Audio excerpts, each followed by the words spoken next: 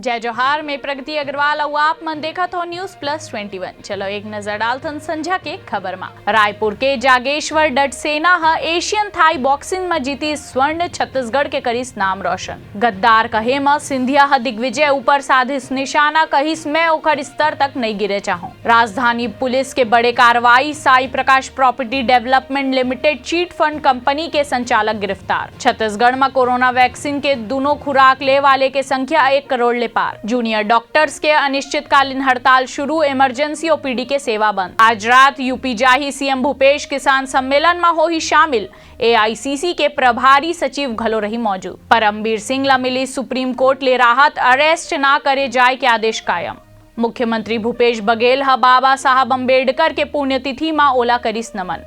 बस्तर में विदेश ले आए 2 लोगन पाए गई corona positive, genome sequencing test के रिपोर्ट आना अभी बाकी। राजस्थान में ओमिक्रॉन ला लेकर हो सकत है बड़ा ब्लास्ट, नवा वेरिएंट के सबो 9 मरीज 100 मेहमान के संग शादी में हुए रही शामिल। ऐसने ही तमाम जानकारी बर हमार चैनल ला लाइक और सब्सक्राइब करना जन भूलू और नोटिफिकेशन बर बेल आइकन घलो दबाहू। आप मन देखा तो न्यूज प्लस 21 आप मन के हक के बाद।